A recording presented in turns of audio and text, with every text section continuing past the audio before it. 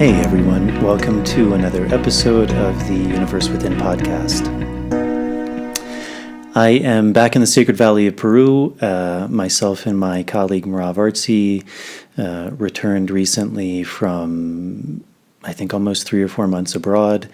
So as we get settled back in, I'm releasing an interview that I did on my friend Samuel's podcast. He created a new podcast a while back.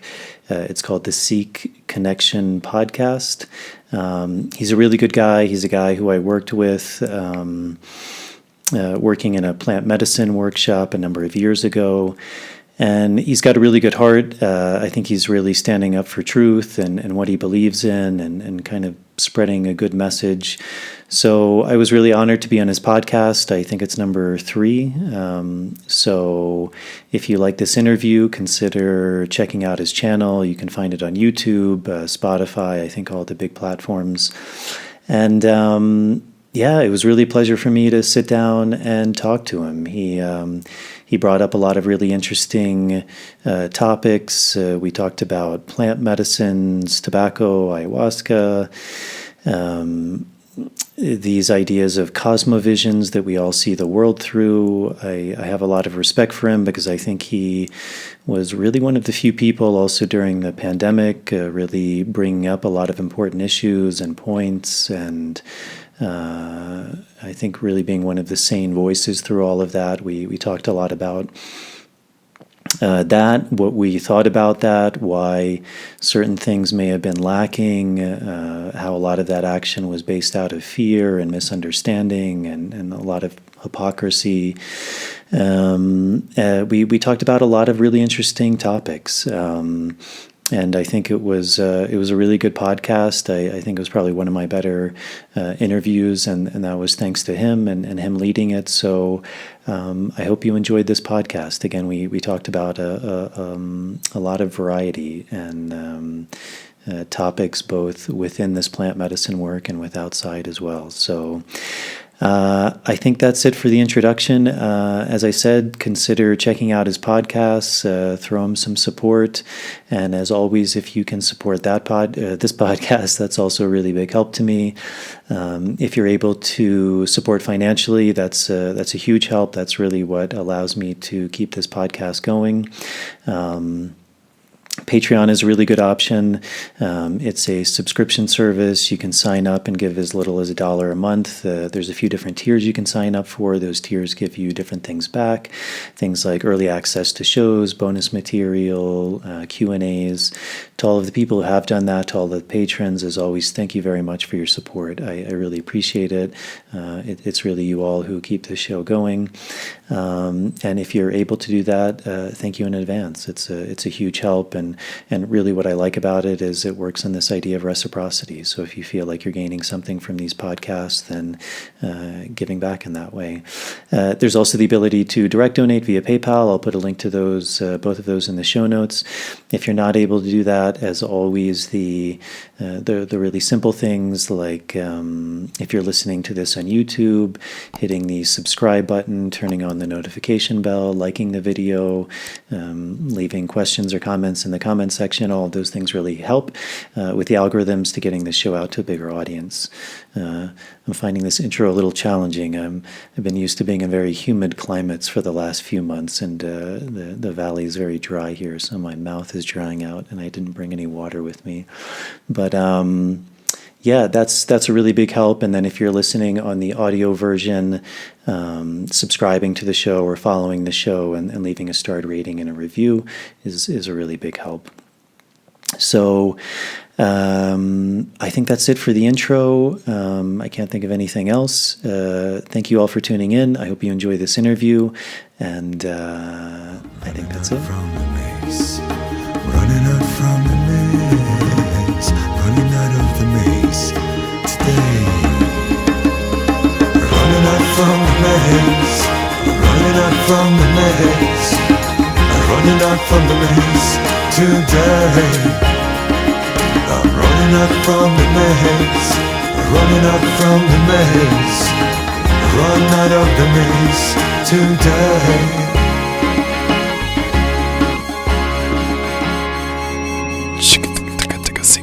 Connection. Wake up, tune in, co-create. This podcast is brought to you by Great Spirit Herbs and Supplements. Yeah, it's awesome to have you on. I've been following you since I imagine soon after we met at the Temple of the Way of Light, in Peru, in the jungle. Beautiful, beautiful healing center. And were you working there? Is that right to say, or were you were doing your work there in the arena? Perhaps you could enlighten me to that. What you were doing there. Yeah, so when we met, I was facilitating there. So it's a plant medicine center in the Amazon jungle outside of the city of Iquitos in the Peruvian Amazon. And yeah, there's a big ayahuasca center there called the Temple of the Way of Light. And I mean, it's probably a long time ago. When was that? Like 7 years ago or something? 2017, I believe, at the end of 2017. So 5 years. Okay. 5 years. Yeah, it feels like 7. Yeah. Well, good. Time's not passing as quick as I thought. So, yeah, I was facilitating plant ceremonies there, predominantly working with ayahuasca, but really they work with a lot of plants. It's quite a holistic system. So, yeah, in that role of a facilitator, which, like, even that word, it comes from, I think, facile, which means to make easy. So I guess that's essentially what we were trying to do, is to make people's experience a bit easier.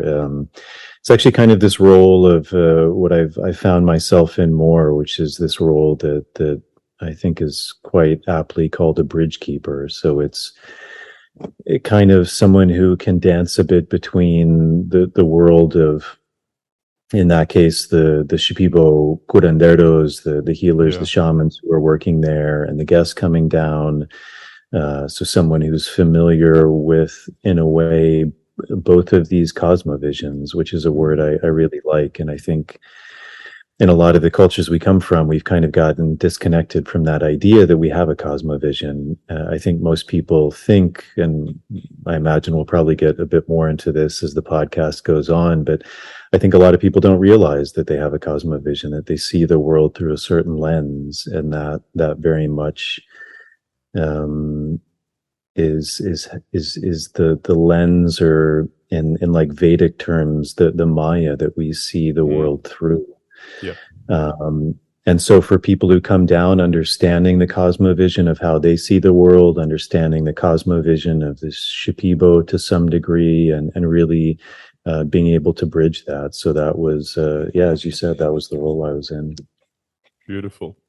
And that's a beautiful term. I actually became familiar with it just by watching your clips over the last couple of months, and probably quite a bit longer, actually.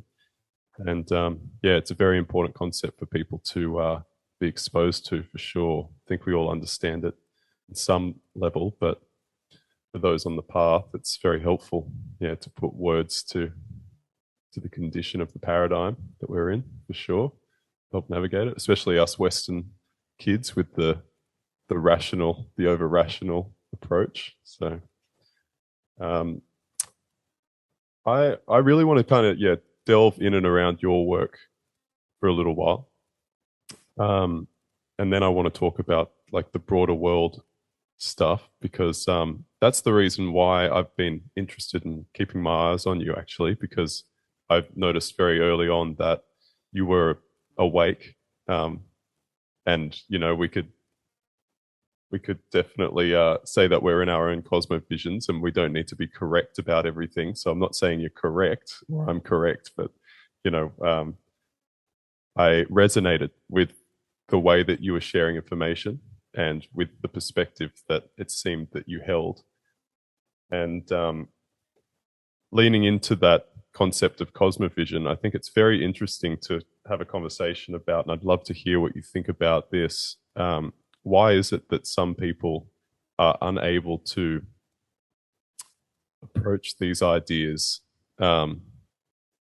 whereas others are very much more easily able to lean into them? I've noticed, I was very shocked and surprised by the amount of people that trusted the government, for example, over the last couple of years and trusted the pharmaceutical companies and just dove straight in and gave all their power away, where I thought that they would have been people that would be questioning, standing up, and yeah, it's quite a lot less than what I thought. How about you? I'd like to know, in your sphere, in plant medicine realms, I'm sure you've been coming into contact with a lot of very beautiful, high conscious people. Did you have that same experience? Were you quite shocked when things kind of kicked off around who and who didn't present themselves as aware? Yeah, I mean, like you said, that word is very interesting too. I mean, I'm coming to you from New York City right now, which is one of the places where even this ideology that is often referred to as like being woke, is one of the places where it really started. And kind of in that cosmovision, even through that word, it's very similar to that word, awake. It means to awaken to something, is to be woke. And it's fascinating because when we're looking at the world through a certain lens, then it's difficult to disassociate from that, and that literally then becomes our cosmovision. We see the world, we see everything through that lens, and really everyone in life does that. So for me, it was interesting. I guess we can just name what we're talking about. Is the pandemic of the last 2 years and everything that came along with that. It was interesting for me. I would say on the one hand I was surprised, and on the other hand I wasn't surprised. It was a bit of a mixture of both. And I've talked about this in a couple of podcasts, but for me, one of the very fascinating things about working with plant medicine is these plants are very much medicines of the mind. It's often described that they work on 3 levels. They work on the physical, they work on the mental, emotional, and they work on the spiritual realm. And in a lot of these more indigenous or shamanic cosmovisions, it's a bit the opposite of how maybe, again, and this is where I think labels start to fail a bit, but just using them for lack of better terms, but in a more Western worldview, for example, we take this reality, it's even built in this language, is what we see with our eyes, what we touch with our senses is what we call reality. And we look at that as primary. It's very interesting because I find in a lot of these more, again, for lack of better words, but shamanic tradition or spiritual tradition, this world is secondary. If you look at it, for example, in a Taoist way, that in the beginning was the Tao gave birth to the one gave birth to the two gave birth to the three gave birth to the 10,000 things. So this world is the world of duality. So it's even built into the name that this world is actually secondary. It's dual. It's good and bad, left and right, up and down, angry and happy. So from that spiritual shamanic point of view, this world is secondary. And there's a group of people who they live in the Peruvian and the Colombian Amazon, the Witoto and the Bora people. And they have a beautiful creation story. And without going into too much detail, just to put it like in one sentence, they say that God dreamt the earth into creation. And part of the reason that plants are there is so that we as humans can dream like God dreamt the world into creation. And so from that point of view, the dream is primary. And from that, all of the duality arises.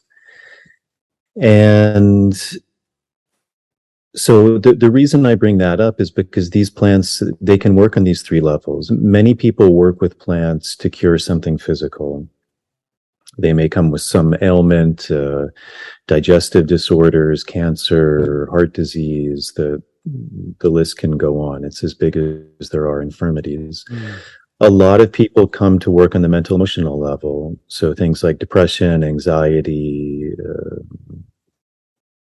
sadness, breakups, things that are really affecting the mind.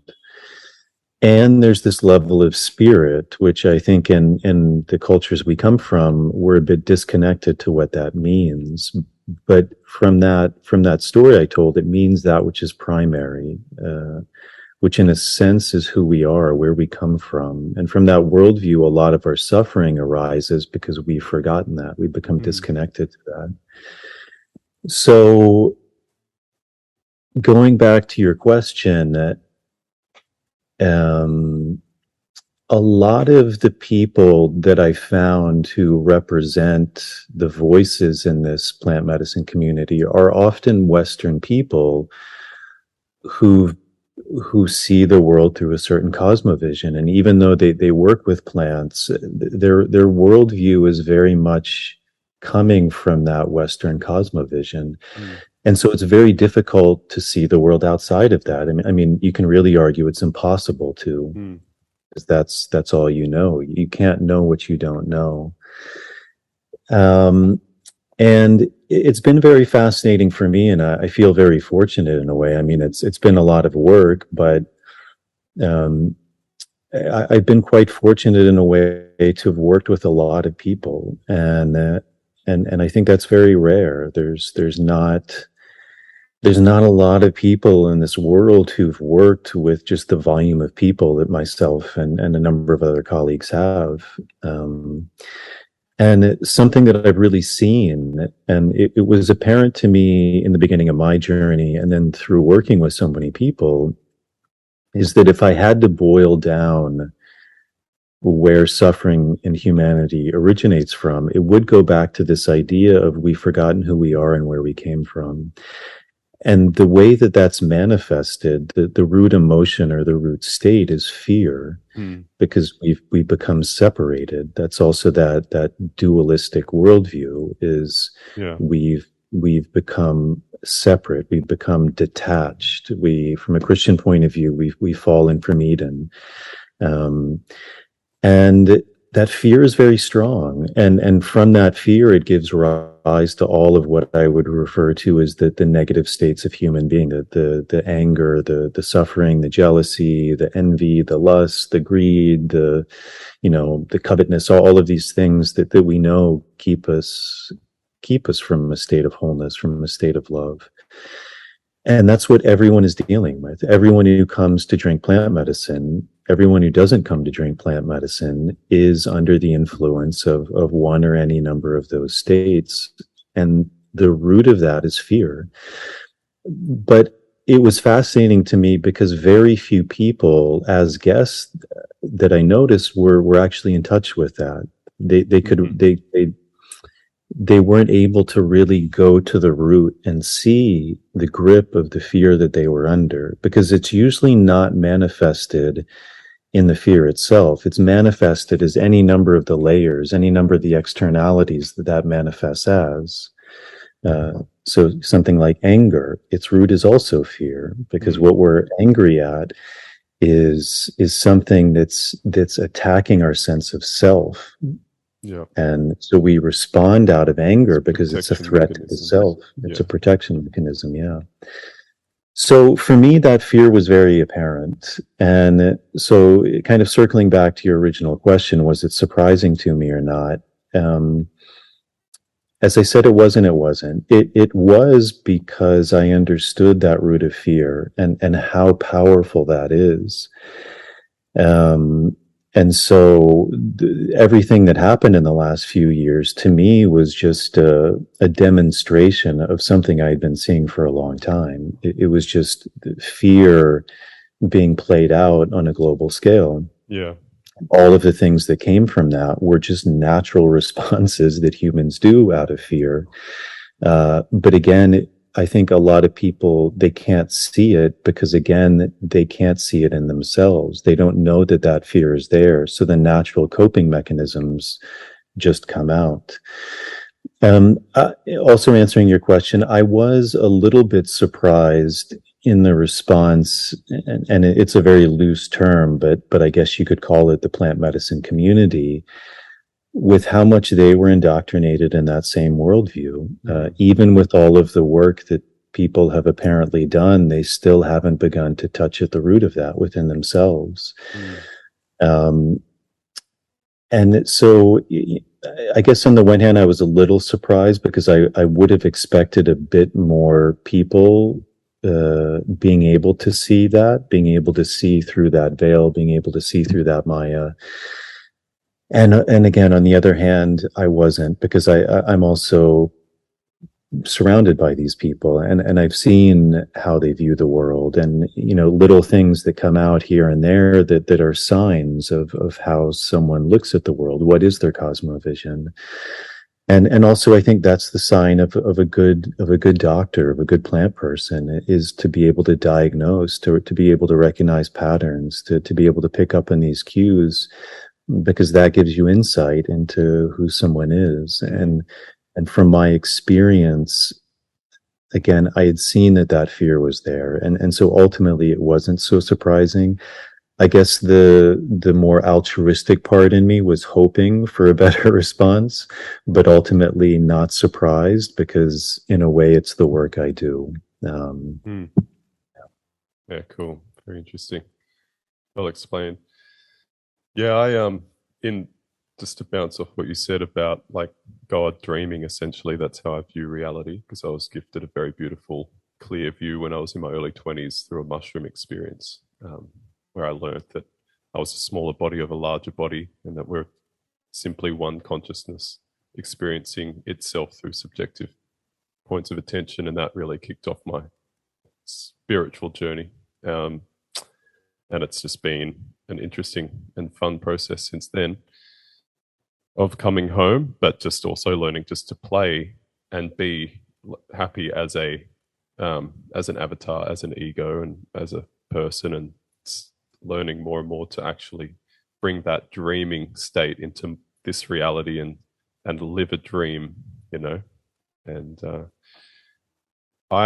to bounce off what you said, what I'm starting to feel is that, like, unless there is some kind of actual Satan experiment going on, like the Christian kind of believe, that there is some entity that is working to disconnect us from source consciousness intentionally, it just seems that everyone's actually consenting to this process, and they're in a sense kind of like buying a ticket to the mainstream show.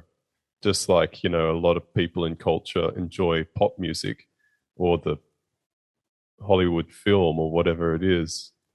People like yourself and I may not want to partake in that as much as the majority of the people, but it's like they're lining up for the main event, if you will. Whereas we're like, I think we're going to try survivalists and go on the outs, go for a bit more of an interesting and difficult, challenging experience, But I really do feel that's what's happening. It's, not as serious as everyone likes to make it out all the time. I think we're just in a dance, in a play, and getting lost in it, and having that fear experience is part of it. As you said, the duality to keep us going, and having a hell of a time, literally, for some people. And so it's going to be quite an interesting unfolding over the next couple of years.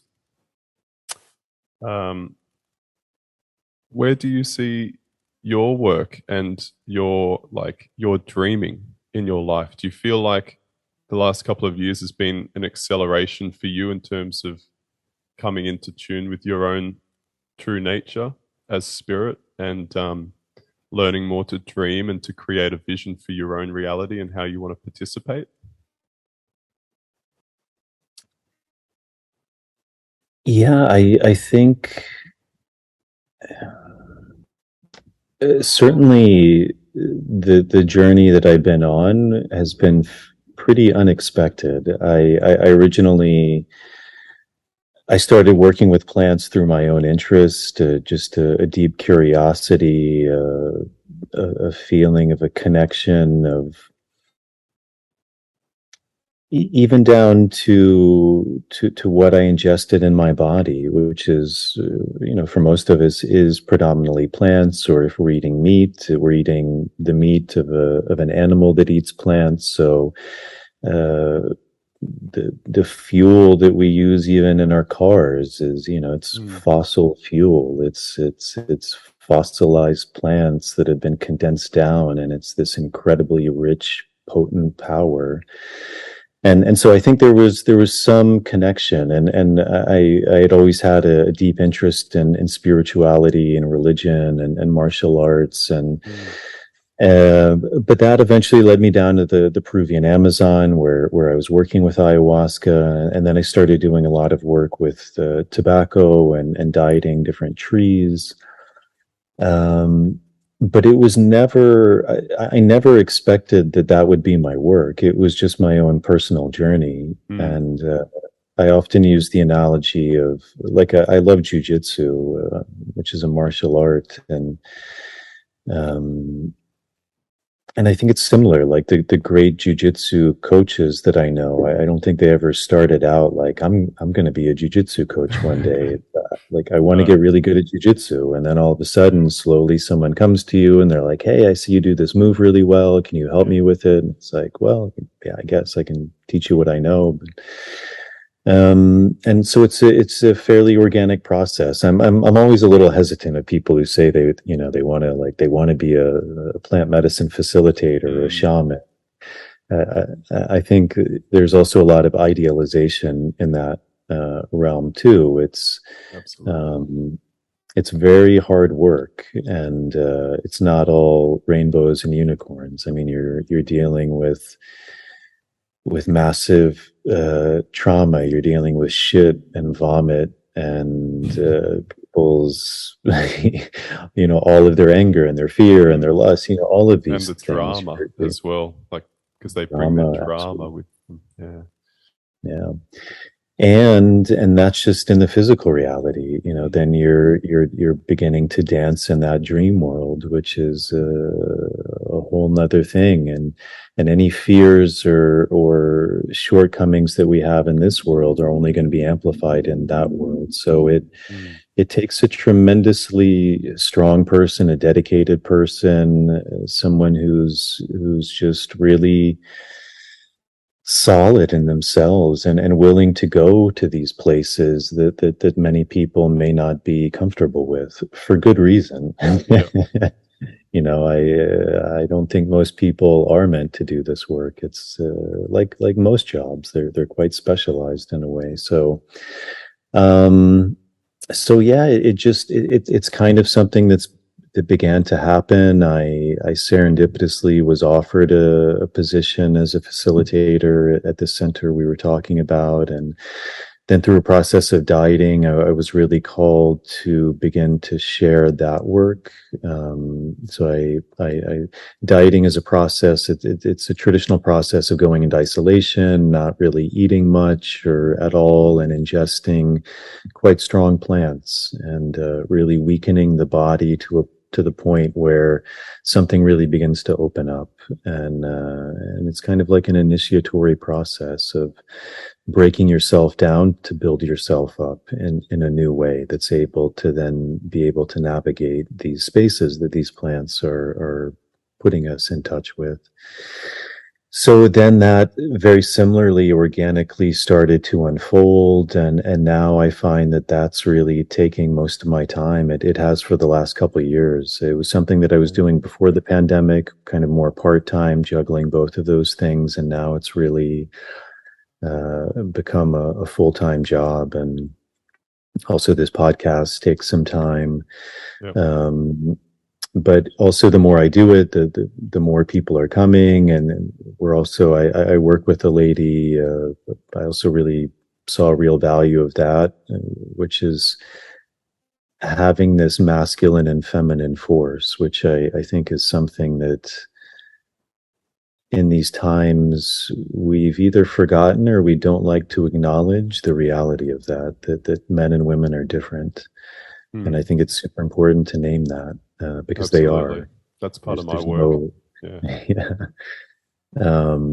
and that's the beauty of life, is that duality. Like, we can't exist without those two forces, and they're opposing and opposite and complementary and beautiful. Um, and and so, yeah, I started working with a woman who's a very good friend, and I have a lot of respect for.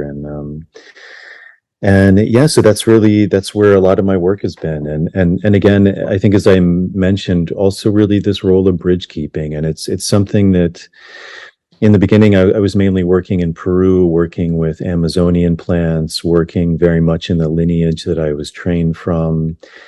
And then recently, I've began to become inspired by working with plants that are more familiar to my own lineage, to where I grew up, to North American, to European plants.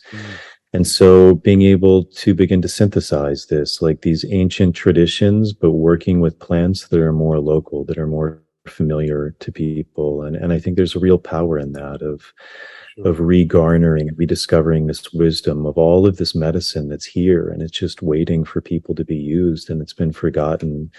And in a way, honoring these indigenous traditions with the idea of creating something new. And it's a beautiful tale that a teacher of mine shared with me. His name is Emika. He comes from a group of people in the Colombian Amazon called the Tubu.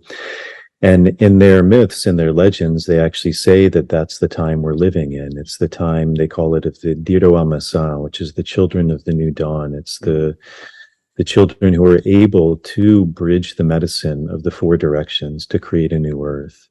And again, I think that's a really important part, which is, again, naming that there's medicine in all of the directions, and that they're equal, and that they're all powerful. And that in order to create that new earth, all of those medicines have to be honored, and they have to be brought together so that something new can be created. Because when there's an imbalance in any of those directions, that's when disharmony arises. So, yeah, that's kind of where I find myself. And I could hang up the gloves tomorrow and buy some land and start growing olives and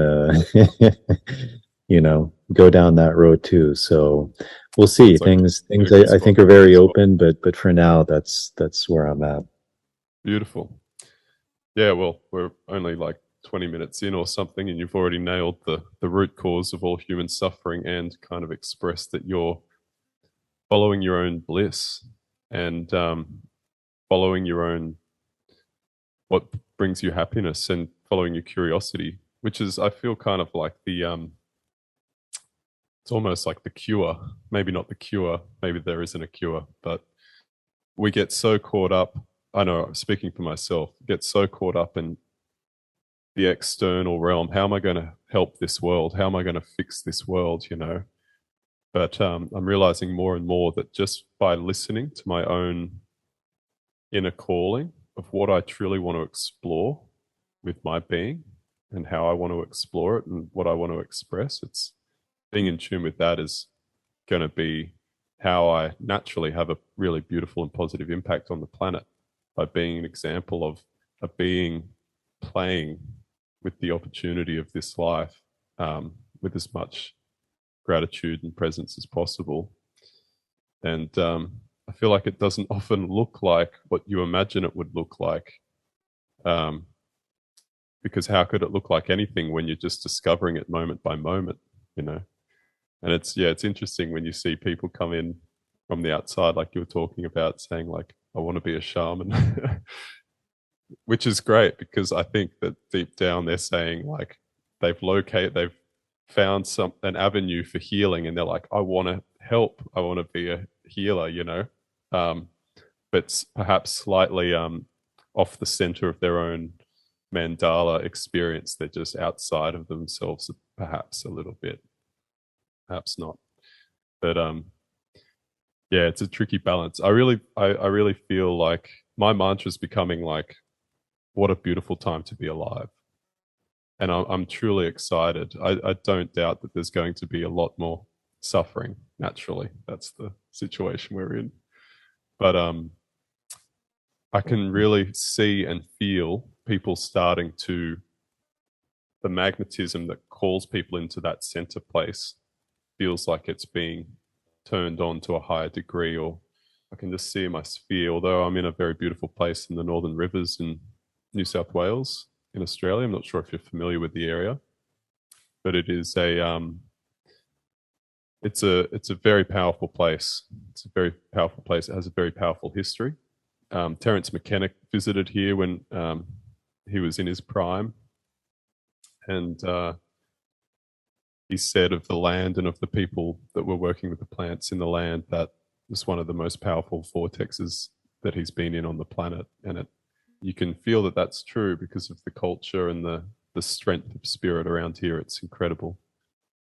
And now I kind of work with a few people in medicine circles around here who have come from Ecuador and Central and Northern America, bringing their medicines and traditions and sharing and teaching people here. And we're constantly getting word of more people coming down from the Americas visiting because they have the strong feeling that this area is going to be an important activation in the consciousness over the next couple of years. And I truly believe that they're correct because I can feel it. I feel if I was living in New York, I would kind of dwindle away and die. How are you handling that? Have you learnt to really contain yourself energetically and protect yourself energetically?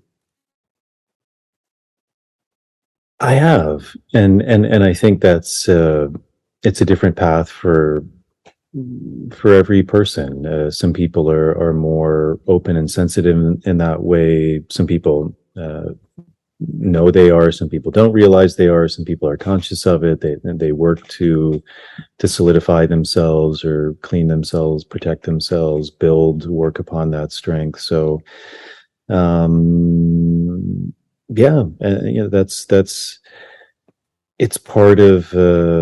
I think anyone who does this work, it's about that's that idea of gnosis, which is also to know thyself and how to find that balance. I love coming into the city, and then after a few days or a week, I realize, okay, I think I've had enough of it now. Like I've gotten what I wanted or needed from it, and then I realized there's something else that's better for me. So, and like you said, it's.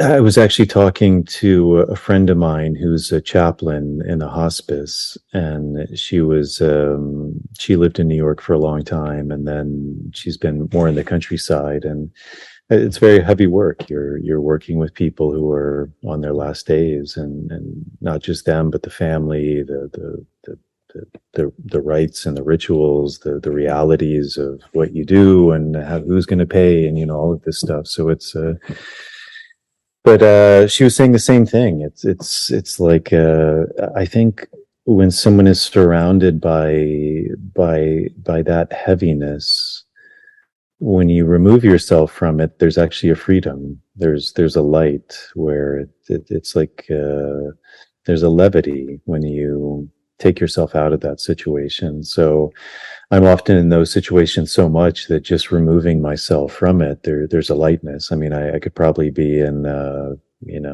busiest place in the world, but there's still a lightness because all of a sudden there's a sense of freedom in a way. Mm. And I think, like you said, there's something about laughter and smiling and realizing that while there are problems, there's as many, if not more, solutions. It's what the Buddha was speaking to was the same thing 2,000 years ago that someone else is speaking about now. It's humanity hasn't changed. That's right. There's cycles of time, and probably even the cosmovision that most of us look at time through is also in the coming years and decades. We're going to have a much different view too. Probably also understanding that humanity is far older than we think, and that we've gone through massive cycles of change. And so it's, as you said, it's easy to look at these things. I see it here in the city where people get really worked up about seemingly everything, because we're also being inundated with all of this information all at once. And it seems like these things are so heavy when in reality, we're not really seeing the innumerable goodness that's happening every second across the world, because that's not rooted in fear. And so it doesn't have that same energy of feeding and being driven into people and being used to control in the same way that the pandemic was. And so we forget about those things. And it's I think it's important to always realize that, like, for example, even the climate, and whatever you think about that, whether you think it's tragic or it's made up or whatever people's views are, I like to think that 60,000 years ago, or I don't like to think, I like to remind myself that 60,000 years ago, where I'm at right now in this city was under a 1 or 2 kilometer sheet of ice. Yeah. That's a massive difference. And so all of these things are relative. And is it important that we take action? Absolutely, because we're alive. We're here in that duality. We're here in that dream, and the dream is meaningless unless we dance with it. And we can get weighed down by things when we forget about the scale and the relativity and the dreamlike quality of it all. So, do some of these things worry me? Of course, like any human being, we get lost in that, in plant terms, they call it mareación, the dizziness of life. That's the fascinating thing, is we take plants to go into that mareación. So a lot of people think it's the plants that are making us mareado, but it's life. We're already lost in the dizziness of life, and the plants are helping us to go into that so that we can find a way out. So yeah, to answer your question, usually when I come in environments like that and like this, I actually find it very light, because it's an interesting contrast of what I'm used to. And it's always a really good reminder for me of also looking at other things that are important, seeing how other people are, seeing these other dances that are going around. And yeah, I find them fascinating and beautiful. Cool. Yeah, that's very nice. Yeah, we've recently had a son. He's coming up to 2 years of age now, but we live in it's not a rural area, but it's a town, and he hasn't ever seen a city. And I do think about going back down to the city I was born in, just to expose him to it. And when I started thinking about that, I was like, there's a lot of things there that I would love to be in again for a short time and experience that energy. But although I do believe that once I arrived, I'd probably quickly back out of it. But yes, it is a intensity. I'm quite sensitive, and I find it hard to navigate. I'm still learning in how to keep myself guarded or protected in a healthy way without negatively affecting other people, coming across as rude or arrogant. Yeah. So tell me more about tobacco medicine, and how did you come into that, and what do you see the merit of it for yourself and for other people as a plant teacher? Well, tobacco, if one had to single out the most commonly used medicine plant, certainly of the Americas, a lot of people think of something like ayahuasca or peyote, but it was actually tobacco. That was the most widely used medicine by far. By far, it was used from Canada all the way down to Argentina and Chile. It was, even in areas where it didn't grow, it was often the only plant that was being traded for medicinal use. And I think, like any plant, yeah, I think it's still today the third most widely grown plant in the world, behind wheat and potatoes. And I think in a similar way, you can look at it, even like something like wheat and potatoes, which have become very far removed from their original source. You know, how many people are gluten intolerant now? How many people realize, like, maybe it's not the best thing? And is it the wheat is bad, or what's been created is bad? Yeah. Wheat it's become so hybridized that without pesticides and herbicides and fertilizers, most of it can't grow. It just dies. So it's become very far removed from what it once was. And I think it's very similar with tobacco. I mean, even it's amazing. Sometimes I hear, like, seemingly respectable doctors and medical people using the words tobacco and cigarettes synonymously. Yeah. And not even realizing that they're doing that, because for them, they think it's the same thing. I mean, most people don't even realize that tobacco is a plant. It's green, it has white, pink flowers, it's beautiful. In the same way that a lot of that disconnect comes from the cosmovision we're living in. That people, a lot of children, you ask them where an apple comes from, and they don't know. They don't know that it grows in a tree. They don't know how that tree grows out of the ground. That's how far the disconnect is. So tobacco traditionally was viewed as a medicine, and not only a medicine, but a medicine of the highest order. It was considered what some people may call as a master plant, and these are plants that are teachers. That's where that word master comes from. It's often like planta maestra, so it's a teacher plant. So is that when there is like a distinct like relationship between a spirit, like, and a communication that's happening between the entities, the plants? Yeah, I think that's a good way of looking at it. It's a plant that allows us to, one could say, to access spirit. Mm-hmm. So it's working on those three levels. It can work on the physical level. It can heal us on the physical level. It's working on our mental emotional state. So often, for example, on the physical level, tobacco, it can be a really strong purgative. It cleans the blood, the intestines. It strengthens the system. It's good for the lungs. It's interestingly good for the heart. On a mental emotional level, when a lot of people work with tobacco, they would describe something like an internal strength, a clarity, an ability to see the world, a groundedness.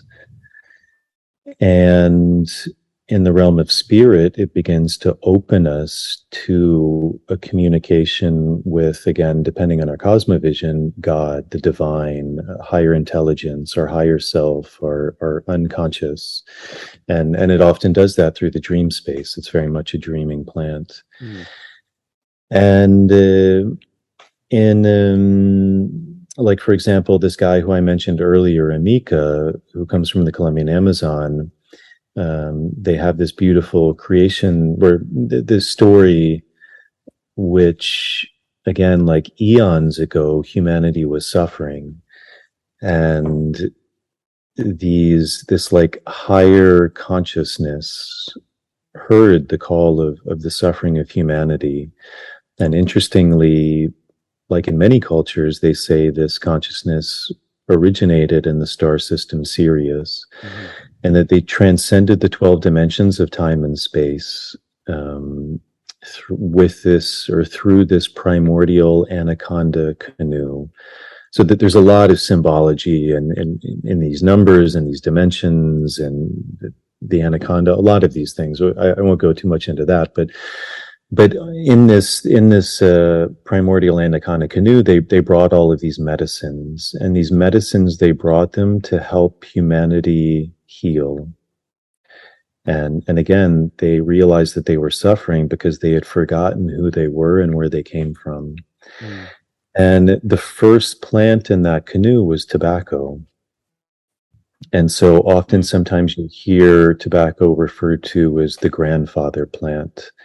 It's the plant that's often considered the first, the primordial plant, the plant that gave life to the other plants. It's the base.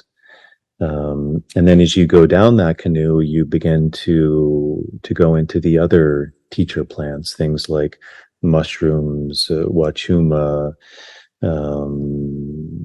things like toei, ayahuasca. But the first plant was tobacco, and so also there's often this symbology that all of the other plants feed off of the spirit of tobacco. So even when working with other plants, often you would still work with tobacco to garner a connection with them.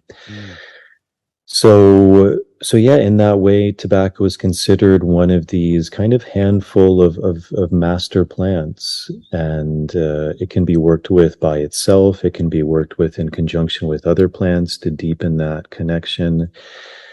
And it was a plant that I had always felt really called to. I mean, interestingly, my father smoked, and I hated it. I couldn't stand it. It was like the worst thing for me.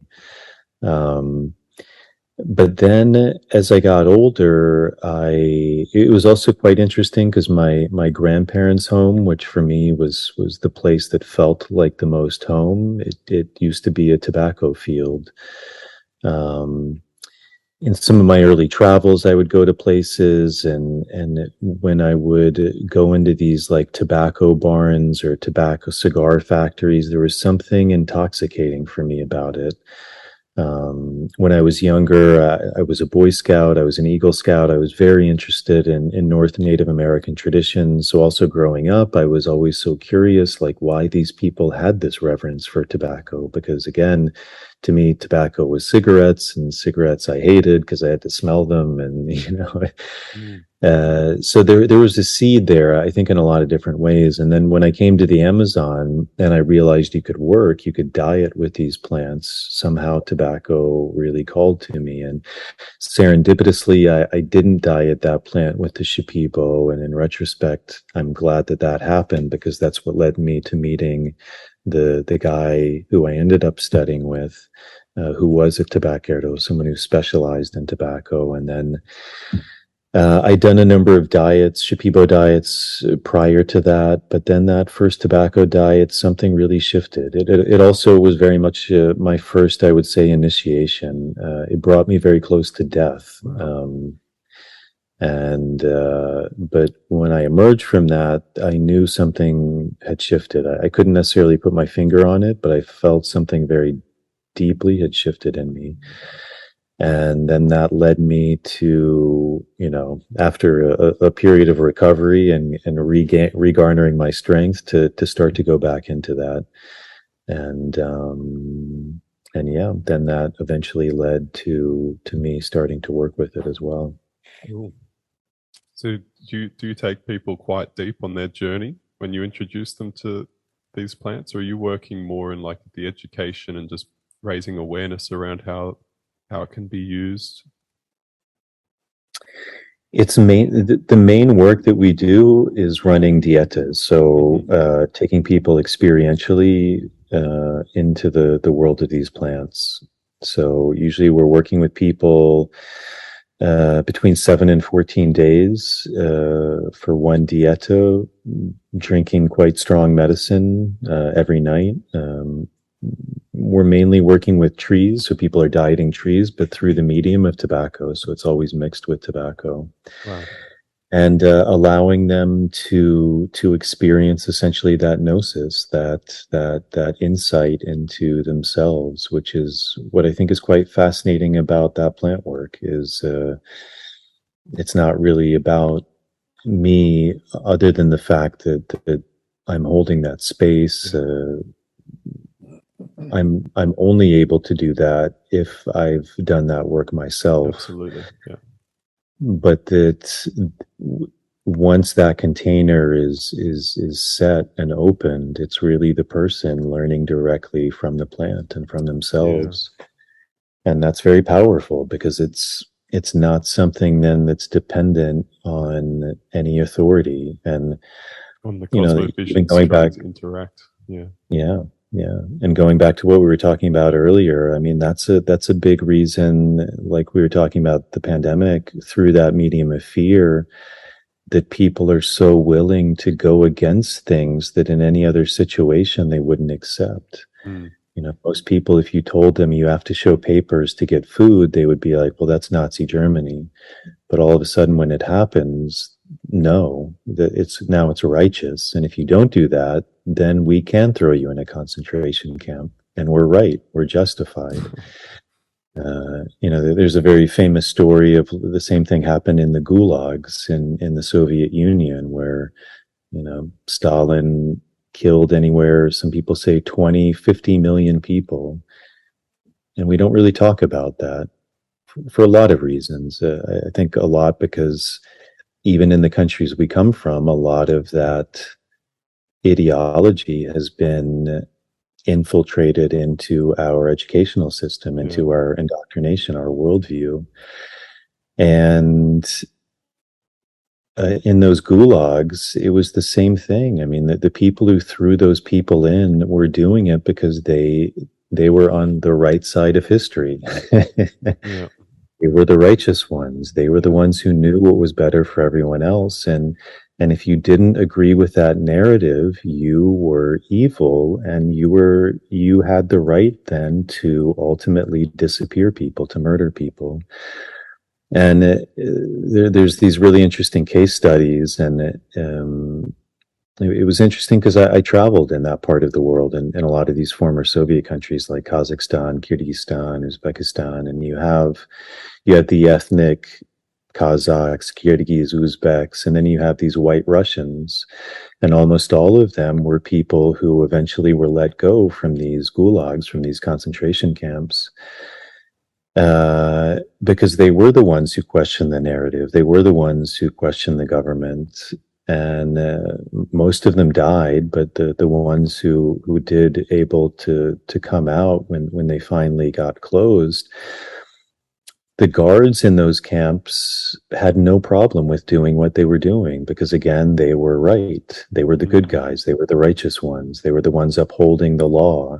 And when finally it was revealed that kind of the evil person that Stalin was, and that most of those people truly were innocent, all of a sudden, many of those guards ended up killing themselves.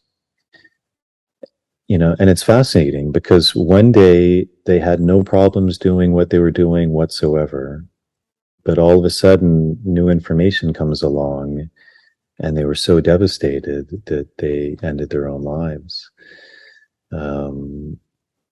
So I kind of forgot how we even got onto that, but it's just, you know, it's fascinating. It's fascinating. You know, one of the things I really find fascinating about this work is it's really getting to the root of the human being, of what it means to be alive, what it means to be conscious, how the mind works, how humanity is, and these plants. Oh yeah, because we were talking about gnosis and knowing thyself, and that's one of the things that's so powerful is when we do go through that work. And that's why it is so important also to work with really good people,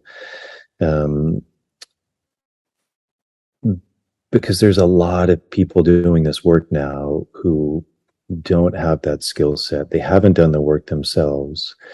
And then the work that they're giving ends up taking on qualities of that person in an unhealthy way.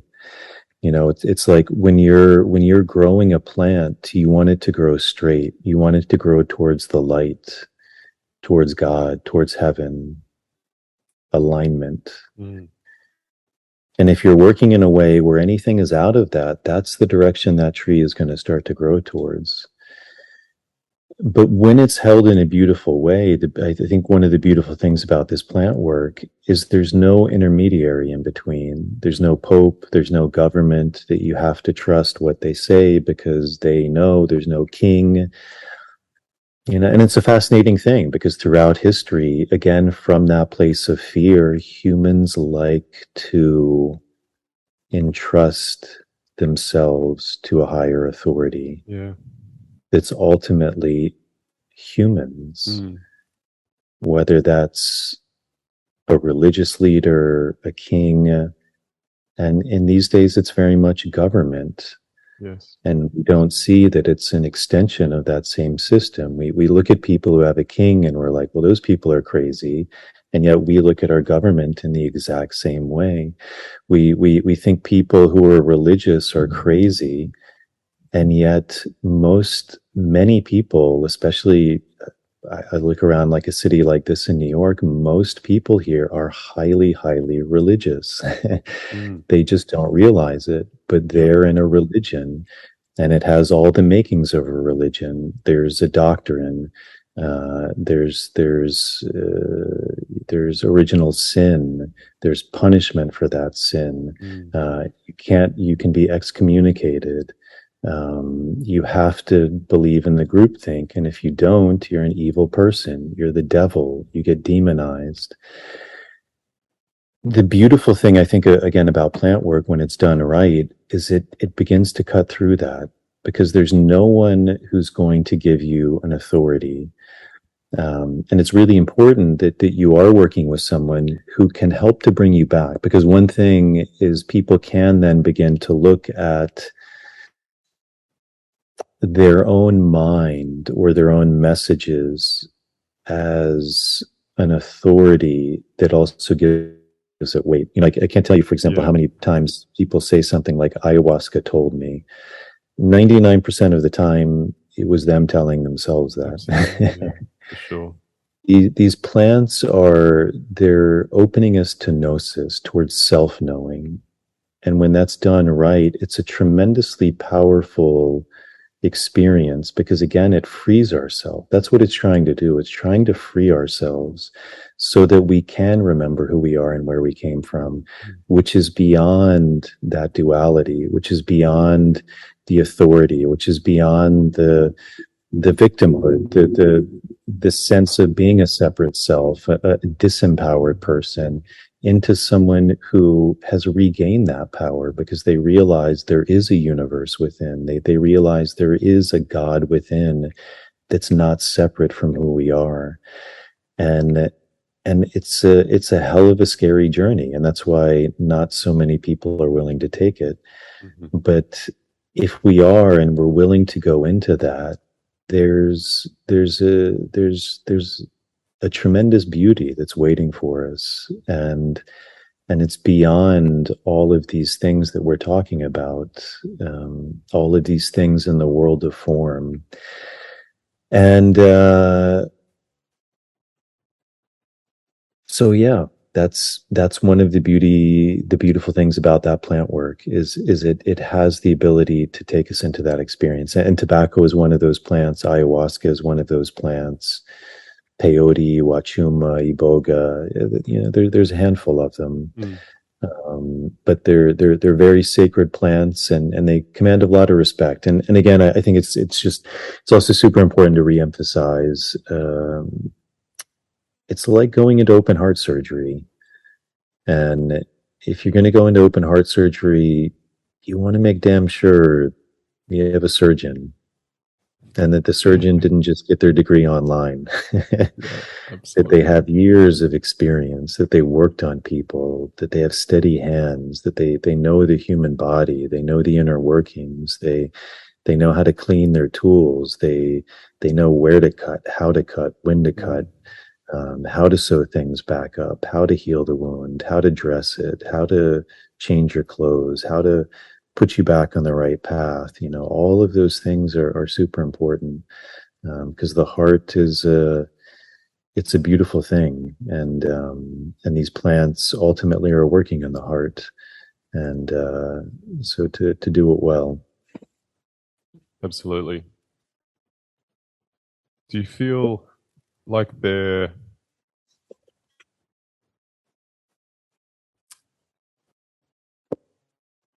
how much healing can be done without the plants in a really deep an authentic way, do you feel? I think everything can be done. These plants, like anything, are a tool. And we're just quite thick into it, though, aren't we? Like, it yeah, seems like, and that's why it's like, do I need a hammer to nail a nail into wood? And the answer is no, you don't. But it's very useful. Works very well. and there's a reason why you have a hammer. And there's a reason that I think so many of these indigenous cultures had a tremendous amount of reverence and respect for these plants. Is because they understood the power, and they understood that, again, can things be done in another way? For sure. But these plants aren't there randomly. It's fascinating because even often when we look at these plants, like, we think that we're taking in something from the outside, but actually what these plants are doing is they're a key, and we have a keyhole already inside of us. And there's not a lot of keyholes, but there's a few of them that we have that are built into us. And these plants turn that key on. So if we have those things inside of us, then it makes sense why these ancient people had such a reverence for these plants, because there's a symbiotic connection. And that there's something very valuable there. There's a direct path, there's a direct communication. And I think something that we're only maybe now beginning to touch on, the complexity of these plants and what they are able to do, and the potentiality. And even in its kind of infancy in a more Western scientific view, the real power of these plants, of what they are able to do. You look at an organization like MAPS, the Multidisciplinary Association of Psychedelic Studies, and their study with psilocybin and PTSD, where they've been able to cure 2 out of 3 people with PTSD, which is revolutionary. Before, there basically wasn't a cure. There was some sort of symptomatic care.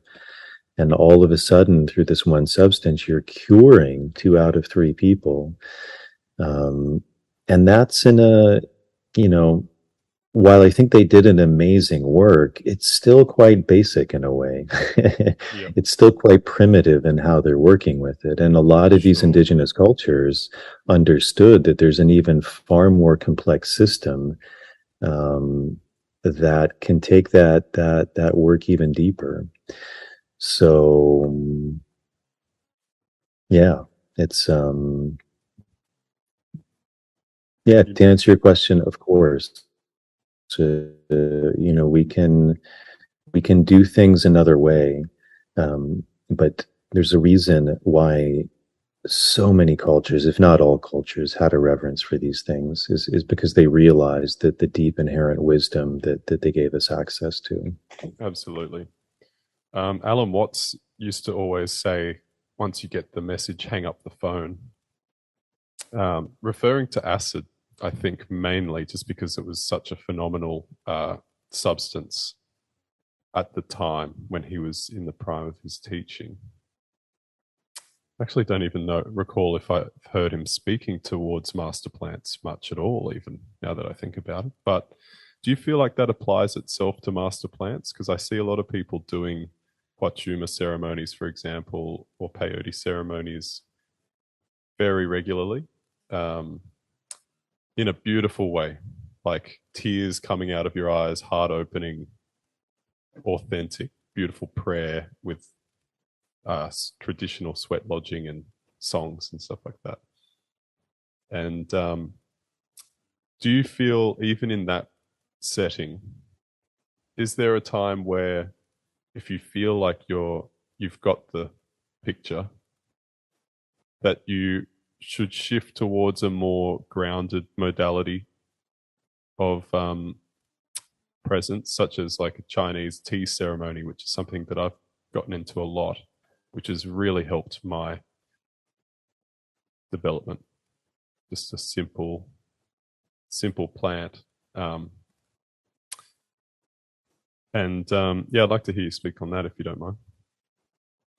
Let me just paint one more picture for you quickly. Sorry, because I think that it all comes down to intention, right? Because like I see like a lot of people as if they were a magnet separating and then coming back in true contact with who they are, even if it's on a monthly basis. But there's a void in between all the other days of the month where they could be centering in on who they truly are.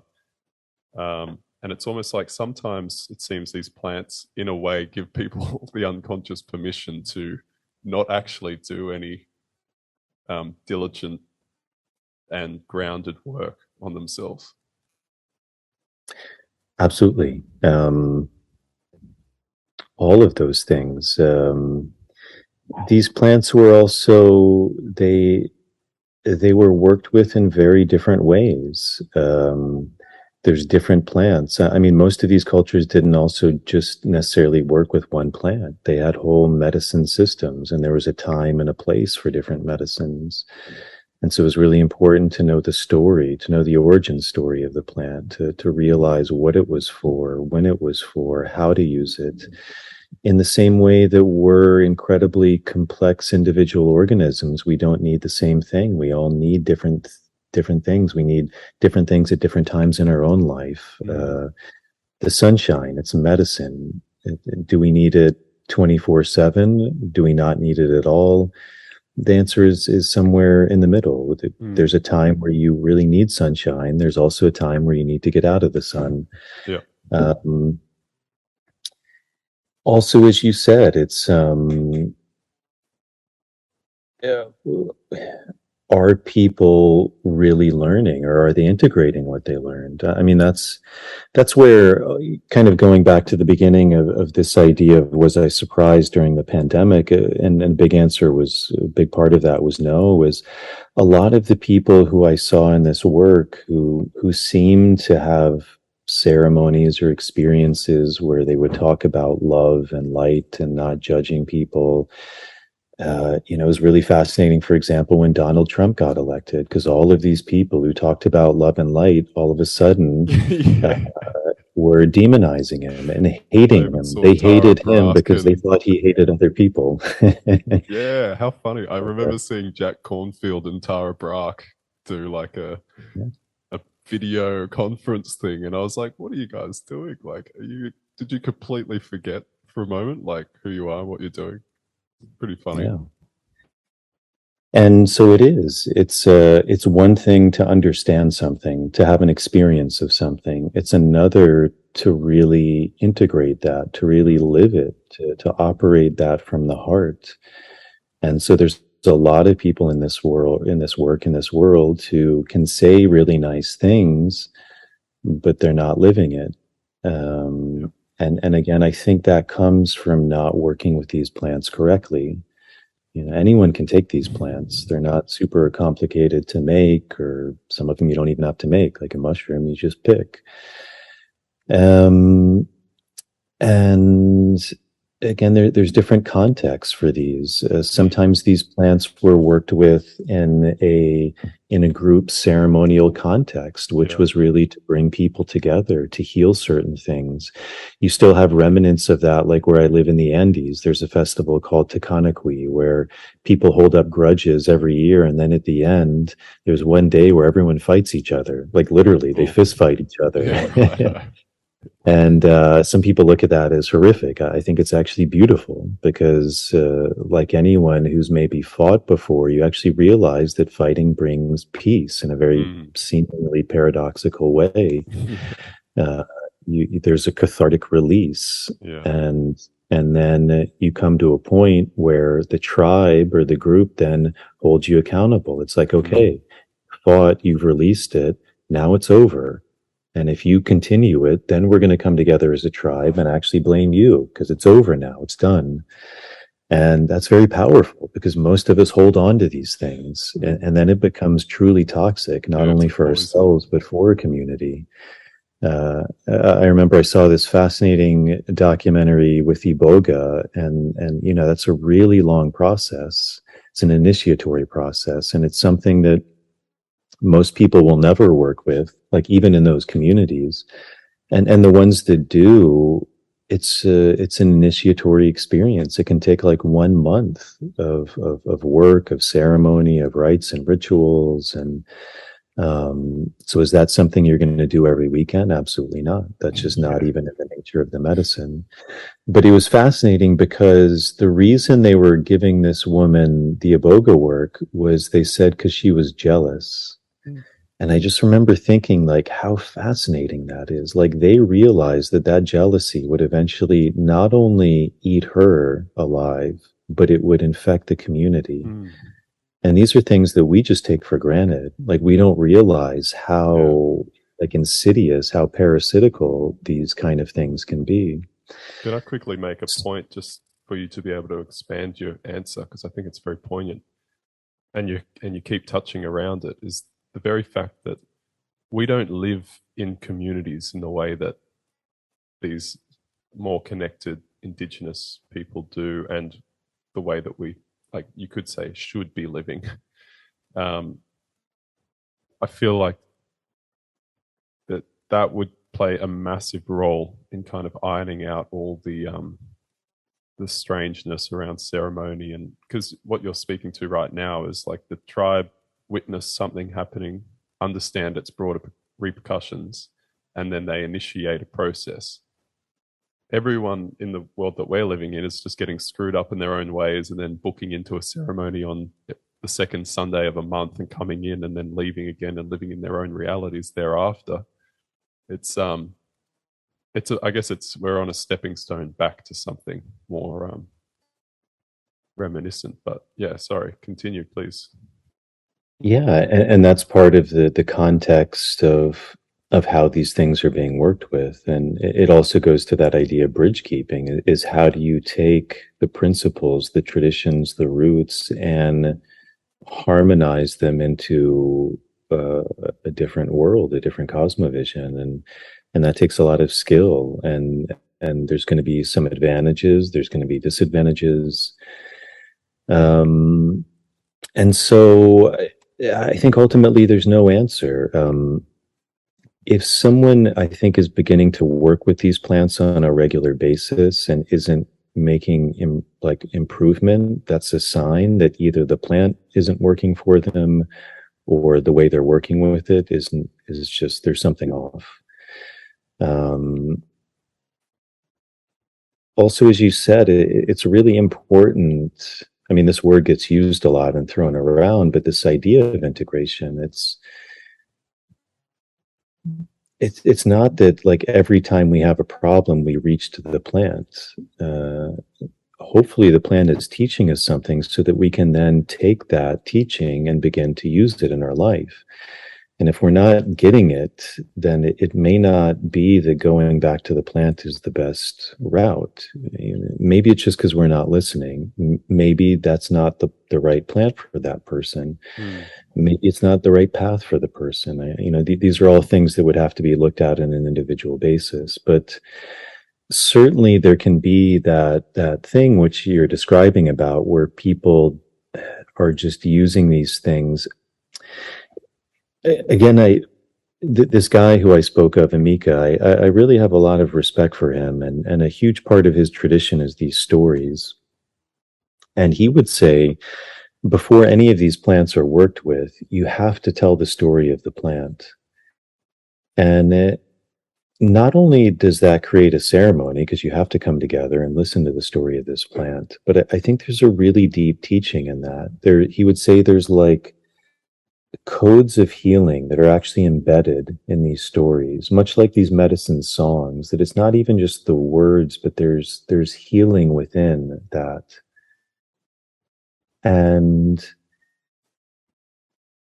also this really important idea of really understanding the stories of these plants. And when we forget that, we lose a huge part of the healing of the plant, because we're not working with it in a way that's honoring actually how it was meant to be worked with. I mean, a really common kind of just more superficial example of that would be something like rape or hape.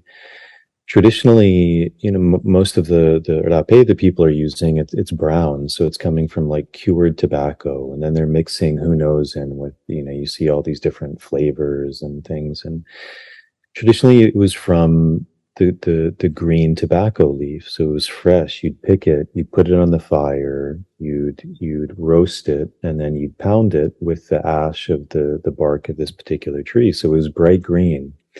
And they would say it actually would lose its potency after a couple of weeks. So you actually had to be in relationship to this plant to really experience it in its true way. And it was applied from this, really long tube and very strong in a ceremonial context multiple times. You may be doing 5, 10, 15, 20 times each nostril. Okay. And you're in another, however you want to look at it, another dimension, another space. So it's very different from how people are using it. So again, that's not something you do every night. Absolutely. It's designed to be used in a certain way. And so, again, all of these plants, they have their story, they have their purpose. And I think we're a bit foolish in a way when we lose that, and especially when we purposefully lose that, when we think that we know more and we can just take these things out of context and that there's not going to be any consequence to that. And I think it's also something that the people are becoming more aware of. It's being spoken about maybe more, which is that these plants, like anything, can have very deleterious effects. Like anything, like weightlifting. It's amazing, weightlifting. But if you don't know what you're doing and you lift more weight than your body can handle at that moment, you can break your back. That's reality. That happens. And that can happen with these plant medicines too. And again, it's because people are not respecting how they were originally worked with. And again, if you're going into open heart surgery, bad things can happen.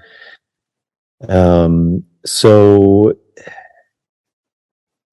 it's tricky because again, part of what's amazing about humanity is our innovation, is our taking things and expanding upon them, looking at them in a new way.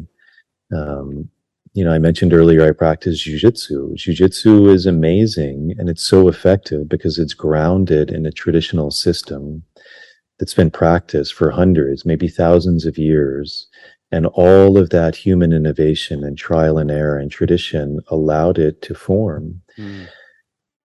One of the reasons a lot of martial arts, for lack of better words, suck in a way is because they got lost in that form. They stopped innovating. They stopped changing. They got stuck. They got lost in dogma.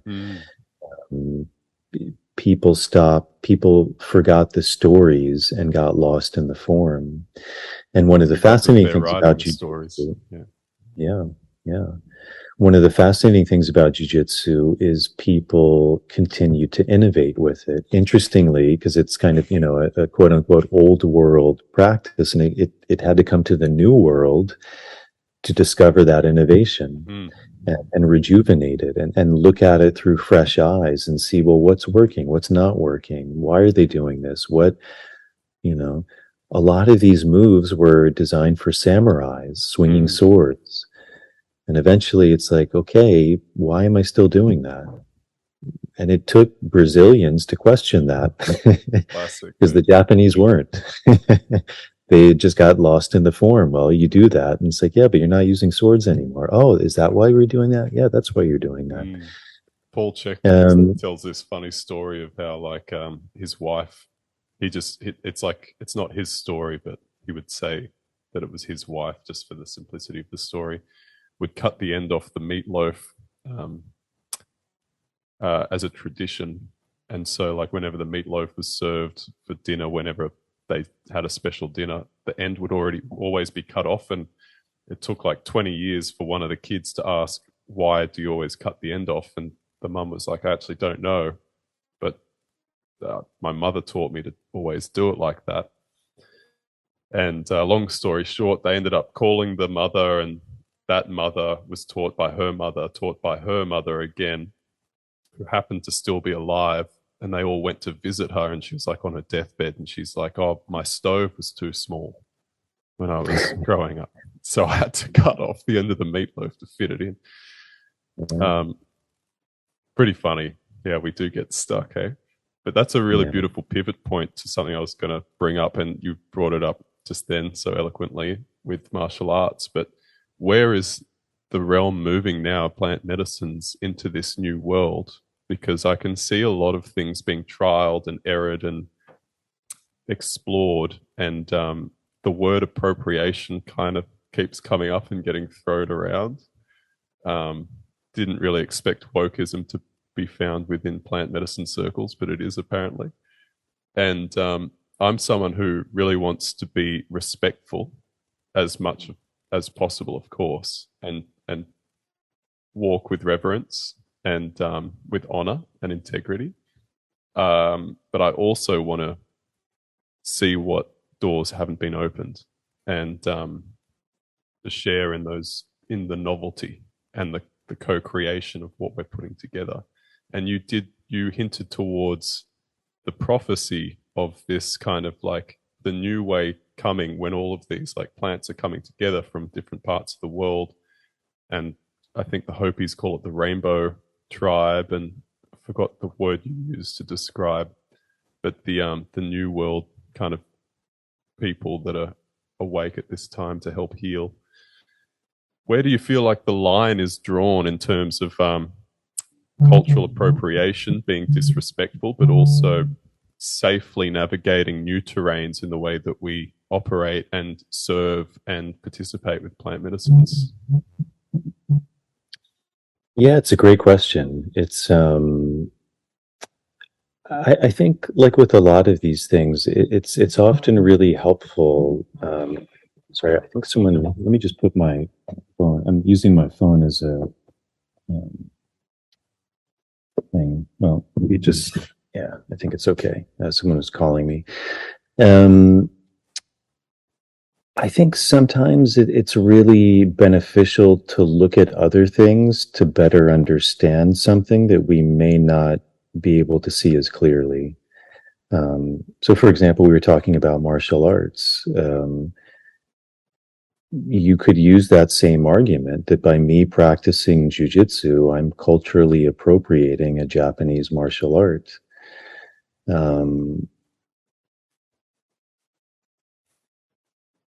You could look at wine. I mean, that's just, I don't know why that came to me, but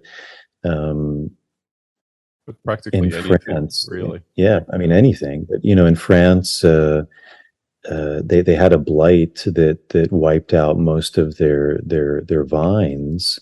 Some of those vines before that blight happened went to California. So then they had to say, okay, well, all of our vines are dead. What are we going to do? Well, they went to California and got their old vines back. But those vines weren't purely French vines anymore. They were French vines that had been growing years now in California soil.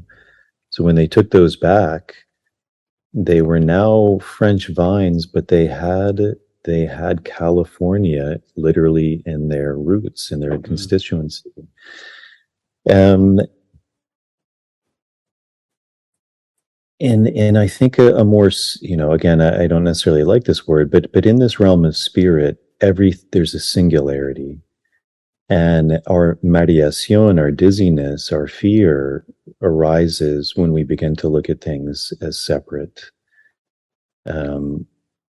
And as you said, one of your experiences with mushroom, it allowed you to see that everything is connected. And it's humanity's fear. It's our fear when we see the other as somehow different. A guy who I interviewed, his name is Jerónimo. He's a fascinating guy. He works for, I mentioned MAPS. That's the U.S. organization that's working with like psychedelic studies. There's also its European counterpart, which is called ICEERS. And I think it's the International Center of Ethnobotanical Research and Science, something like that. But he said it really well. He said something that I had seen that I never put in such, I think, a concise or relevant way. And he said, when the Europeans arrived in the Americas, I think he was, kind of talking about the Amazon because that's where his research was. But he said, when the Europeans arrived in the Americas, they looked at the indigenous people as being too indigenous, and they needed to be more European. They were savages, and they needed to be more European. Nowadays, it's the same racism, but it's the opposite. Europeans look at the indigenous people and they say, oh my God, they've become too European. They need to be more indigenous. Classic. That's that woke mentality. That's that cultural appropriation mentality. It's actually coming from a place of separation, of not seeing things from a bigger picture. And it's the same thing that they think they're fighting against. But they're so lost in the mareación, they're so lost in the dizziness that they can't see it. And in 50 years, though, that same mentality will be doing the opposite thing. They'll become the enslavers again. Yeah. So, like all of these things, there's a validity in what people are saying, but it's how do you approach that? And I think ultimately, in its most simple terms, is respect. That's where my teacher, for example, he's a Peruvian guy. No Peruvians wanted to study with him. Why? Because Peruvians view him as a witch, as a demon. Yeah, that's right. That's quite strong in the culture, isn't it? Like even in Iquitos, people would be referring to the shamans as evil and bad people, and yeah. So interesting. So if it wasn't for foreigners coming to learn with him, that tradition would be dead. Wow. So is that cultural appropriation, or is that learning how to pass on that knowledge for the sake of the benefit of humanity?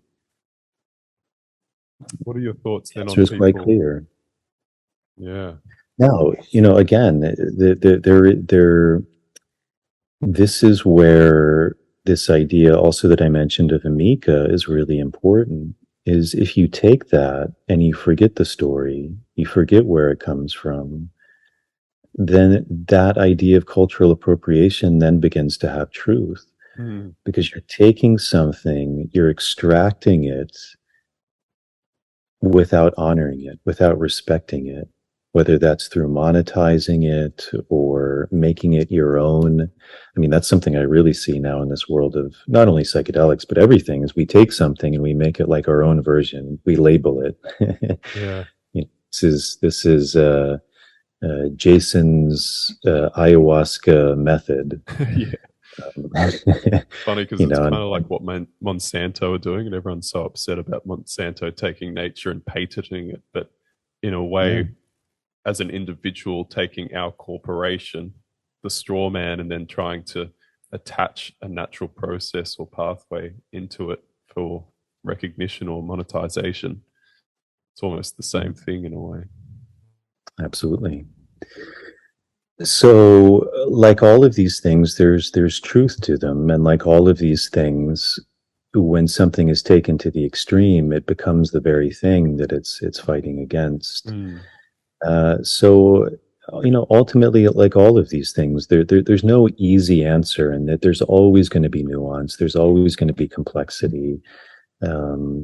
But at its root, it's like, where is our heart coming from? And if our heart is coming from a good place, then it's good. There actually is a really simple way of looking at it. The Shipibo, who I've done a lot of work with, they have this really beautiful thing, and it's like every time I hear it, it just touches even on a new way. Their word for good is hakun, and on a deeper level, it means truth. So that which is good is that which is true. And on a deeper level, it means that which is life-giving. That which contains the creative force is truth, therefore it's good. That which is hakun ma, which means not good, is that which is not true. It's that which is not life-giving. It's that which is dividing, separating. It's perpetuating the mareación, the dizziness. And I think if we look at things through that lens, things become much more clear. What I'm doing, is it life-giving? Is it perpetuating that creative force? There's a reason, even for example, in Christianity, that the beginning is creation. And who created creation? The creator. That creative energy is truth. It's good. And that which we do, which is in alignment with, which is dancing with, which is flowing with that creative energy, is ultimately good because it's truth. And that which is opposing that is ultimately furthering the dizziness. It's continuing the separation. And I think, again, we always have to do a bit of a dance, but I think that's a really good principle to hold on to. And it's like the most important perhaps for these times. I think that's what everyone's looking for without entirely realizing it, how to get on that dance floor, Yeah. How would you? Yeah, and how do so you feel like so for like the question you asked about the cultural appropriation, is this serving that creative force, or is it doing something that's dividing that? It's like that was one of the things that really I found fascinating, even during the pandemic, was people who considered themselves plant doctors. Many people wouldn't be around or be of service to people who didn't fit their narrative. For example, being unvaccinated. They wouldn't see those people. That's divisive. That's not true. It's not life-giving. It's bad. And that's how thick that fear is, that indoctrination, that worldview. Because the very essence of a doctor is a healer. That's why it's called curandero. Healing comes from wholeness. It comes from integrity. That's why a doctor has to be in such high integrity. And to be whole, we're not divisive. We have to accept everyone. If someone comes to us in need, then we help them. Doesn't matter if they're Pablo Escobar or Mother Teresa or a homeless person or a rich person. If someone is in pain and they're asking for help, you as a doctor, your responsibility is to help them. That's that creative energy. It's life-giving. All of those people have that creative force. The most evil person that we may think in the world is still a child of God. And but that's how easy it is to get lost in that dizziness. And the very good healers that I know, they help anyone. And so do in the same way they teach anyone. They teach someone who wants to learn, who has that desire to operate from the heart. Are they looking at their skin color? I don't know, maybe. They might be, like we all do. But in a deep sense, the good ones see, because they're not operating through a divisive quality, where's this person's heart? And ultimately, it doesn't matter what their culture is, what their color of their skin is. Do they have a good heart? Are they serving that life-giving energy? Because that's truth. And anything outside of that is divisive. It's untrue. Do you feel like we're moving towards some kind of secondary psychedelic revolution in sorts, but one of higher reverence and respect to lineage and ancestry and to the plants themselves. Ultimately, I don't know. It seems like there's, in a way, there's certainly. I mean, even if I look at my life 10 years ago, no one knew what the hell I was talking about. If I mentioned the word ayahuasca, 98% of the world had no idea what I was talking about. Now, if I use the word ayahuasca, like 50% of the world knows what I'm talking about. 25% have probably taken it. Yeah, it feels like that. So certainly in that way, things are changing. Like we were talking about earlier, in Peru, there was a lot of discrimination against people who did that work, and it's becoming less. The children, the young people are much more open to it. People in the West are more open to it. It's not as demonized. So there's certainly a renaissance in that way. I think along with that, you have a lot of people who are interested in these more like quote unquote indigenous ways of working, of understanding the stories, of understanding where they come from. And you have a thread which is just looking of like, how do we take these things and enhance them or market them or extract them, synthesize them, use them. And that's not inherently, again, wrong. It's a different way of looking at things. Much like that psilocybin study with MAPS, is working with mushrooms in their entirety with someone like Maria Sabina in a cultural context, is that more beneficial? Probably. But is that going to serve everyone in this time? Most likely not. So also, how do you find that balance? And which direction does humanity go? These are all, again, complicated things. Do you completely legalize these things, which ultimately I believe is the best path, because that is life-giving. When you demonize something, or when you create something that's artificial, which essentially is when you outlaw something that exists, that's out of touch with reality, because again, it's coming in the realm of man, of humans, creating something that literally doesn't exist. That there's some ethereal thing where you're saying you cannot take this, even though it's right there in front of you. It's this bizarre cosmovision.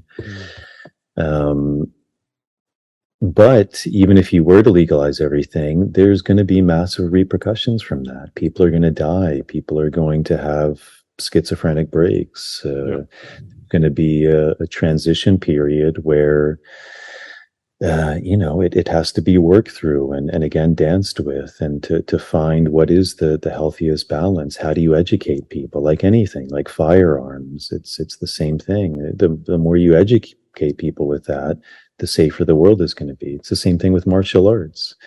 If everyone practiced martial arts, the world would be a safer place. You don't believe that, you've never practiced martial arts before. So all of these things, everything can go in, so many different directions. And ultimately, I think we don't know, but I do think that the truth always wins out. And so that creative life-giving force will always win out in the end. How exactly that happens and what the path is, ultimately we don't know, but it does seem like things are moving in a good direction. I think the change it's going to be rapid in some ways, and then it's going to be slow in other ways. I mean, even, for example, in this work, it's moving very rapidly, but it's moving in this clinical, psychological realm where probably these plants to be worked with will be in their synthetic form, in a clinical setting, with psychologists, with people who have a certain degree, and that's useful. But it's also other than the way these plants were designed to get their maximal effect, because there's a lot in that story that's missing when you work with it in that way as well. Yep, absolutely. I think there's just a massive lesson there, though, isn't it? It's like an unpeeling from a reductionist attitude. And the mainstream's obviously there at the moment, which is why we're treating it in this way. But the lessons learnt from slowly realizing that the whole system, which has been developed over many, many years, is perhaps more beneficial. That is a huge lesson in itself in the unraveling of the reductionist paradigm. So, yeah, I see it serving us brilliantly in the future, in the years to come. And I totally agree. I think there's a slow and a fast aspect to it. And I pray it becomes exponential.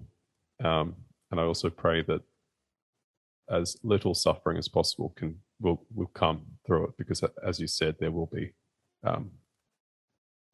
damage for sure. It's such a radical shift in how we've been operating and consuming. So, and the level of collective trauma and physical ill health in the world is so high that it can't escape us without doing some damage, I think. Yeah.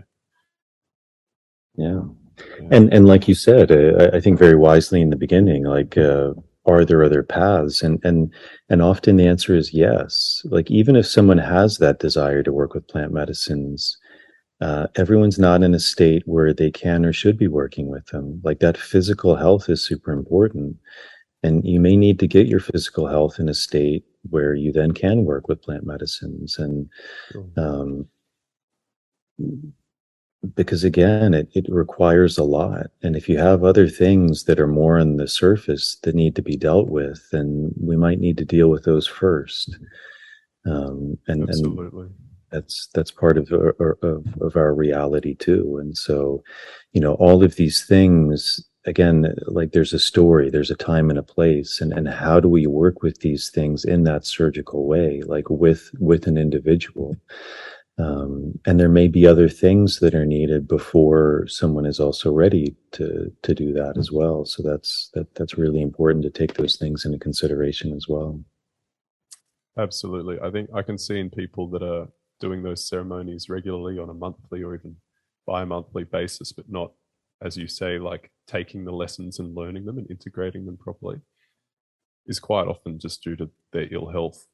And unbeknownst to them, their organs aren't functioning properly, their lymphatic system's clogged up, and they're naturally, as a result, unable to take the necessary action of creating new pathways, because they just don't have the energy and inspiration, even just at the primal physical level, to be able to do it. And it's quite a situation we're in. The physical health epidemic, I don't have to tell you, you're in America.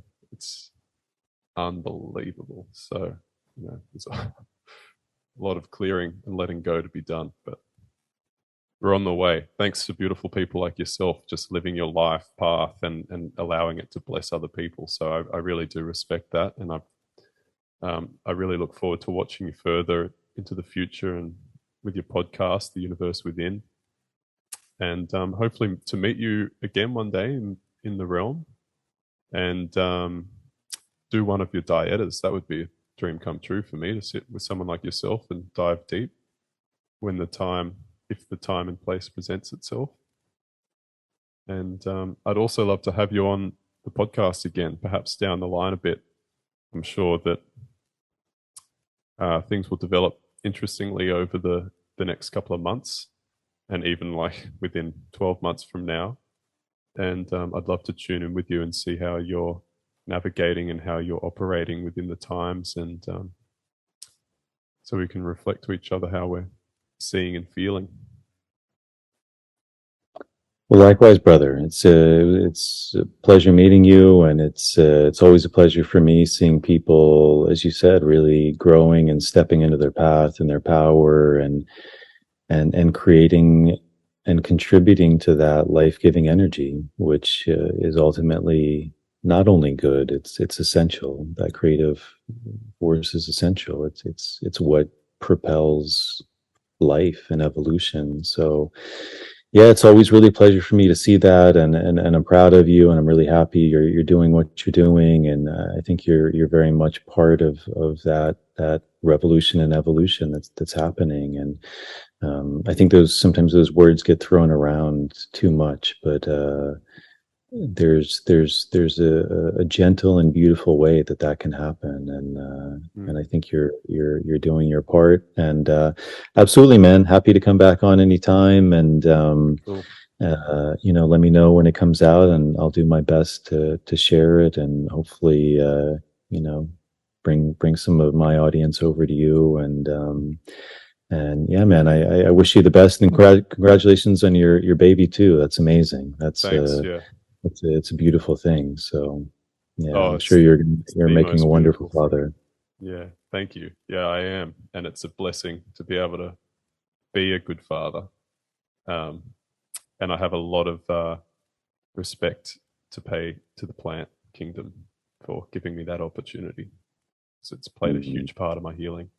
So yeah, I hope to be of service in the best way possible, in delicately and respectfully representing them in a positive way, and perhaps inspiring the right people at the right time to decide to journey inward with them, and to build relationships with them through people like yourself. So yeah, beautiful, brother. Appreciate it. Yeah. Appreciate your time. Yeah, and one of these days, I'd love to come to Australia. So that's always been on the radar. So maybe that'll happen. Well, so we'll see. We have a large growing community of people here, and we definitely have the like the resources in the space. So if you ever think about it, please tune in, and we'll help you land here and get the word out to the right people and stuff. That'd be an honor to, in a sense, kind of help facilitate your work by even putting posters around and bringing in some people and stuff like that. Yeah, well, great, man. Thank you. I appreciate that. No worries. It's been a pleasure. Thank you for having me on, and yeah, really keep up the good work, and we'll keep in touch and keep doing what you're doing. Beautiful. Thanks, mate. All right, everyone. That is it. I hope you enjoyed that episode. Again, thank you to Samuel for bringing me on. If you like this conversation, consider checking out his podcast, the Seek Connection podcast. You can find it on definitely on YouTube, on Spotify, and I'm sure other places as well. I think he's doing really good work, and he's spreading a really good message too. I think it's more important that people like him really do speak up. I think we're living in an era where people are either overtly being silenced or self-silencing themselves out of fear, which was one of the things we talked about in the podcast. And I heard the other day, it was really beautiful. It was a guy who I have a lot of respect for, Brett Weinstein, and he was talking to a guy named Matthias Desmet, who's a psychologist, I believe, and he's done a lot of work in the human psyche, and how this idea of groups can really come together and really think about things and be manipulated or led in certain ways. And I think we think we're beyond that, or that could never happen to us. He calls it a mass formation psychosis. But he brought up this really good point, which is he was saying that in the Talmud, one of the things is that if we don't speak, as he described it, I think he said this genuine truth that's inside of us, our genuine voice, this thing that wants to come out in all of us, that is searching and seeking for the truth, that if we don't do that, eventually it begins to eat us up. It begins to take away our soul. And for me, that's very resonant, because I think that's one of the things these plants are pointing towards as well, is this idea of truth. And I think that's something we've moved away from, even that idea of truth. And it's important. It's important that we find it within ourselves. We find what is true, what isn't true, and from a principled place, really speak from that place. So a big thank you to Samuel for having me on. I hope you all enjoyed this episode. As always, if you're able to support the podcast, Patreon is a really good option. It's a subscription service for as little as $1 a month. You can sign up. There's different tiers you can sign up for. Those tiers give you different things back, things like early access to shows, bonus material, Q&As. That's a really big help. It's really what allows me to keep making these shows. To all the people who have done that, to all the patrons, as always, thank you very much for your support. I really do appreciate it. And if you're able to do that, thank you.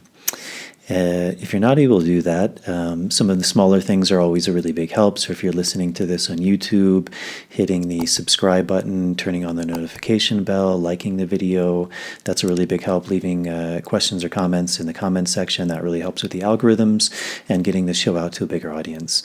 If you're listening to the audio version on Spotify or Apple Podcasts, subscribing or following the show, and on Apple Podcasts, leaving a starred rating and a short review, that's also a really big help. So thank you all for tuning in. I hope you enjoyed this episode. I'm not sure of my upcoming guests. Hopefully I'll be able to do some with some more local people around. But I'm in the works of reaching out to some people who I've been in touch with for quite a while, but I've been quite busy, so hopefully bringing them on. So I anticipate some continued very good guests coming on. So thank you for tuning in, and I will see you all in the next episode.